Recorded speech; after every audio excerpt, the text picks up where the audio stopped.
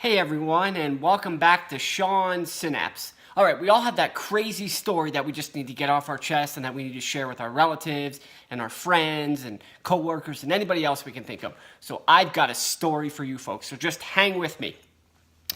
Now, as most of you know, I've been looking for a job for a while, and I put my resume out on Indeed.com and Monster.com, which are legitimate websites to be looking for a job.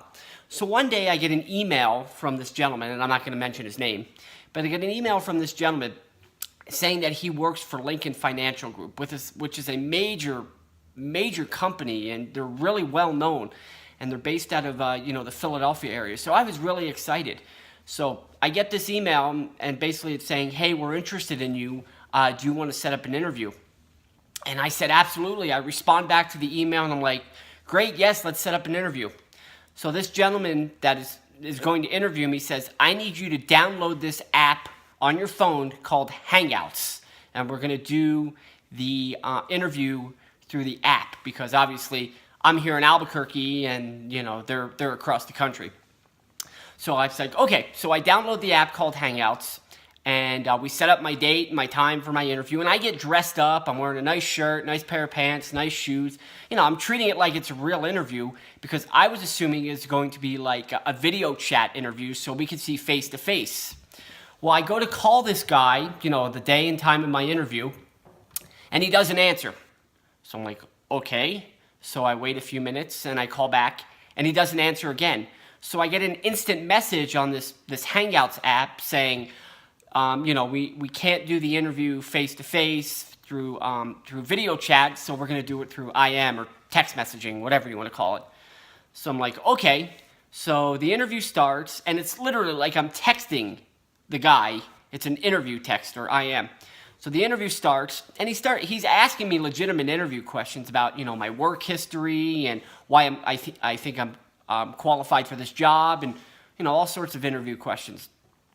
And so that takes about 45 minutes to an hour. I mean, I'm just sitting there the whole time texting and IMing for 45 minutes to an hour. So the interview comes to an end, and he says, "Great, I'm going to pass this on to the Human Resources Department, and we're going to go over your answers and see if you are qualified for this position." It was a stay-at-home, work-from-home administrative assistant position for Lincoln Financial Group. So I'm like, okay, great. He said, "You'll hear from me in the next couple days or so." So truth be told, the next couple days I hear from him, and he says, "The interview went great. You did a great job. We'd like to offer you a job. We're going to send you a letter of, an acceptance letter that you need to sign and send back to me as soon as you can." So about 24 hours later, I get the acceptance letter, and it's a legit acceptance letter. It's got Lincoln Financial Group in the corner, and it's got the lady's name who actually works at Lincoln Financial in the HR department, and it's got how much money I'm going to make an hour and what the job is and so on and so forth. So I sign it and I send it back to this guy. And he says, "Okay, I'll send this paperwork in, and welcome to Lincoln Financial, and I'll let you know what the next steps are in the next day or two." So I'm ecstatic. I'm so excited. I'm letting everyone know. I'm letting my parents know. I'm letting my wife know. Jen is excited for me, and I'm letting my in-laws know, and my family and friends and Facebook and everyone. I was just so excited that I found a really high qualifying job. So I hear from the guy a couple days later, and he's like, "Welcome to the team. This is great. We're gonna kind of get started on the training process." I was like, "Okay." So he asked me to do an exercise, and it was like 5 or 6 questions about my customer service experience in my past jobs. So it had to be 1,500 words or more. So I spent a good 3 or 4 hours on this, making sure it's legit and my questions are, my punctuation's good and everything. So I spent a really long time on it. Then I had Jenna look it over just to make sure that, it's good to have just a second set of eyes to look it over. So I send it to him. I get it done before the deadline and send it to him. And he responds on that text messaging application called Hangouts, saying, "This is great. I'm going to pass this on, and then we'll let you know what the next steps are in the next couple days." So I hear from him like 24 hours later. He's like, I'm really impressed. HR was really impressed how you answered those questions. You're going to be a perfect fit, but obviously they already hired me. So I'm like, great, this is awesome. So the next step is that we need to get you your equipment so you can start working from home. And I'm like, okay, great. So he says he's going to send me a $3,800 check in the mail to buy my equipment. And I'm like, oh, okay, I guess that's fine if that's what I need to do. So he said, I just sent it. This is like, 8:30 at night, his time. So he said, I just put it in. I overnighted it through FedEx. So let me know when you get it. So the very next morning, it's 7:30 a.m., even before 7:30, I'm checking my front door, and there's a FedEx envelope, and I open it, and there's a $3,800 check with instructions. Now, I know everyone says to make sure you follow directions or instructions. Well, good thing for me, in this particular incident, I didn't follow the directions accordingly, because on the letter with the check, it said, take this check to the bank, do not go to a teller to help you, someone at the bank, go right to the ATM machine and put it in through the ATM machine. Well, I've got the kids with me, so I take the kids in the car, and we go through the drive-thru at the bank, and the teller at the bank tells me it's a fraudulent check. And I said, I don't understand. What do you mean? So he explains it to me, and he asks what it's for, and I tell him, hey, I just got a job with Lincoln Financial, and they're based out of Philadelphia, and the East Coast basically, and it's a check to buy my equipment. And he says, well, it's a fraudulent check. I promise you it's a fraudulent check. And I'm thinking, oh my God, this is like the worst thing to happen. This is like a nightmare coming true. So he says, here's what we're going to do. The teller at the bank says, here's what we're going to do. He says, we're going to hold the check. I'm going to let my supervisor know. We're going to hold the check, and if it processes and goes through, then you're good. If it doesn't, then obviously it's fraudulent. And he said, we'll let you know. Now, the good thing is, if it was fraudulent, it wasn't going to affect my bank account or Jenna's or ours or anything like that. Nothing was going to be affected.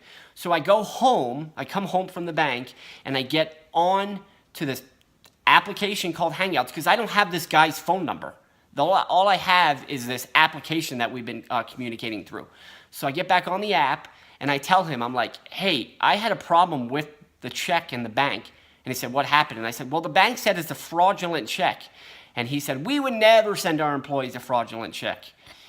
And I'm thinking, okay. I said, it might take a couple days. He said, that's fine. But he said, hey, let's get started on your training. And I'm thinking, how can I get started on my training when I don't have any equipment?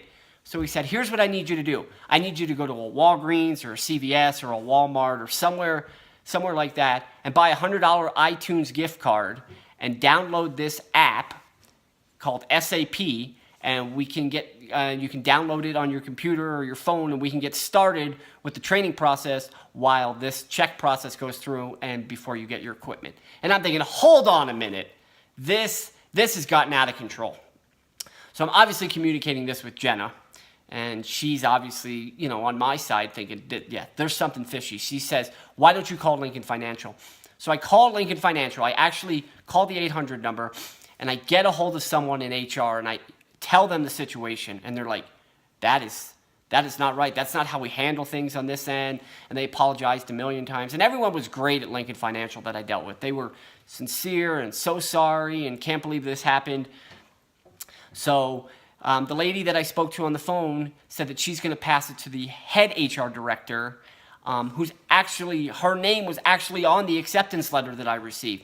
And I said, great. So I get to talk to her later that afternoon, the head of the HR department. And I tell her the story, and she apologizes and says, we're sorry, and we need to look into this, and so on and so forth. And so I'm like, please, that's great, because not only am I having to deal with this, but now they're having to deal with it on their end.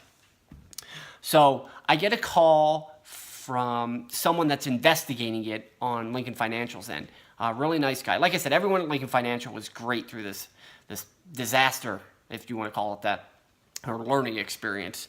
So I talked to this guy, and I have to send him. Good thing is I saved all the emails with this guy, and I saved the conversations that we had about the job and the hourly pay and all that stuff, and the apps and all that stuff. So I send this to this investigator, and all the information. He says, great, it's going to take a couple days, but I'll get back to you.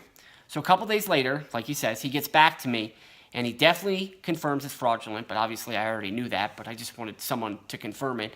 And he says, unfortunately, it looks like it's coming from someone overseas, so we won't be able to pursue it any farther, but I'm just glad nothing was compromised. So they didn't get my social security number, they didn't get my bank account information, so I was really smart to kind of put this to a halt. So what I do is I try to get back on that Hangouts app and let the guy know that supposedly hired and interviewed me, saying to let him know what happened, what's going on, and he either deleted the account or had blocked me already. So there you go. So just be careful out there. You know, there's a lot of people out there that are wanting to steal your identity or your information. So just be careful. So that's my crazy story that happened just a few weeks ago, and I wanted to share it with you folks. Thanks for watching. Keep subscribing. Get your friends to watch. Have a great day. I'm out of here.